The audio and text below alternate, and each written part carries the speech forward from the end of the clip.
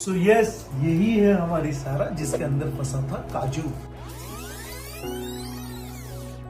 Can you see in the right side there is a foreign body.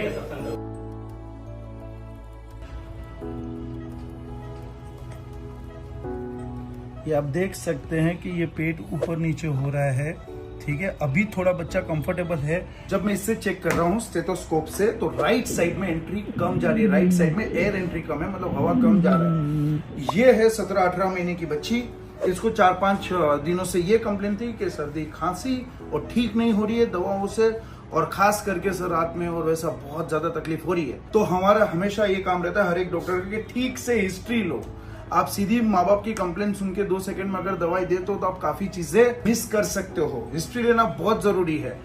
लेकिन इनके नानी होशियार थे, उन्होंने बताया, सामने से बताया। मैंने भी जब पूछा इनसे तो बोला कि हाँ सर एक चीज हुई थी। मतलब क्या? तो बोले जब मैं उसको खिला रही थी पीस के ही काजू और बादाम, तो हो सकता है उस वक्त पे बच्ची खेलने गई अचानक से और उस वक्त पे उसको ठसका लगा था। तो वहां से मेरा डाउट हम लोग का ये हुआ कि फॉरेन बॉडी हो सकता है, क्योंकि राइट साइड में अगर एयर एंट्री नहीं है तो राइट साइड में कहीं पे तो ये फॉरेन बॉडी अटकी होगी।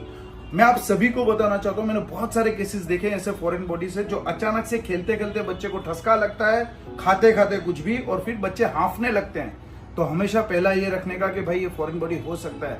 घर में अगर दूसरे बड़े बच्चे हो तो वो भी छोटे बच्चों को खिलाते हैं और फिर हमें पता भी नहीं लगता। कई बार हमने चने निकाले, कई बार ना जाने क्या क्या क्या क्या, क्योंकि जब हम खाते हैं तो फूड पाइप खुलती है और विंड पाइप बंद होती है, और जब हम सांस लेते हैं तब विंड पाइप, एयर पाइप वो खुलती है और फूड पाइप बंद होती है।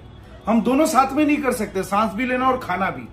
तो ये जब खेलते हैं तब उनको सांस लेना रहता है, और उसी को खाते खाते ये सारी चीजें सांस नली में चली जाती है और वो इमरजेंसी हो जाती है। नसीब से ये बच्चे को 4-5 दिन से था, तो हो सकता है कि ये मेन ब्रोंकस में बड़ा फॉरेन बॉडी नहीं रहेगा, वरना तो इट्स एन इमरजेंसी। 1 घंटे में ही बच्चे ब्लू हो जाते हैं और हमें इमरजेंसी में कैमरा डाल के स्कोपी करके वो फॉरेन बॉडी निकालनी रहती है।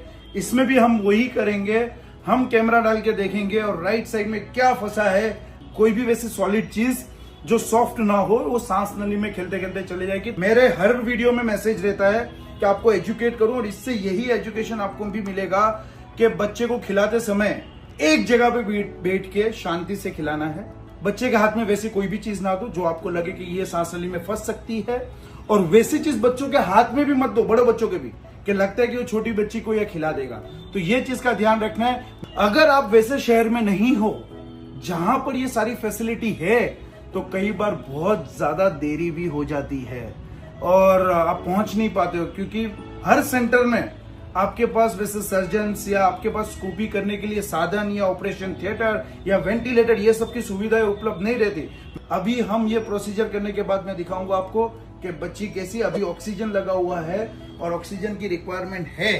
लेकिन मुझे पूरी उम्मीद है कि अगर टाइमली अगर ये काम किया जाए और जो भी प्रॉब्लम है वो फॉरेन बॉडी को निकाला जाए, तो एब्सोल्युटली बच्चे नॉर्मल हो जाते हैं। लेकिन सही वक्त पे पकड़ना और सही टाइमिंग पे काम करना नानी जी, वो इंपॉर्टेंट है, ठीक है। तो ये चीज मैसेज ये है आप सभी के लिए। 2 साल की नहीं, हर बच्चों में ध्यान रखो, हर बच्चों में ध्यान रखना है ना। कभी भी वो लोग खेलते हैं, कुछ खा लिया चढ़ गया, रात में कहाँ, अगर गांव खेड़े में रहोगे तो कहाँ पे पहुंच पाओगे। ध्यान सलामती उसी में है कि थोड़ा ध्यान रखो, और सब चीजें वैसी मत करो कि फिर आपको पछतावा होने लगे। बाकी ये मैडम जी का तो हम आपको कल बताएंगे कैसा है। Can you see in the right side there is a foreign body. So yes, यही है हमारी सारा जिसके अंदर फंसा था काजू, जो आपने वीडियो में देखा। काजू निकाला। तो प्लीज ध्यान रखिए, बच्चों को कुछ भी खिलाने में एक छोटी सी चीज दिक्कतें ज्यादा पैदा कर सकती है। It's an emergency. लेकिन अभी देखो अभी गिन रही है चॉकलेट, मत खाना।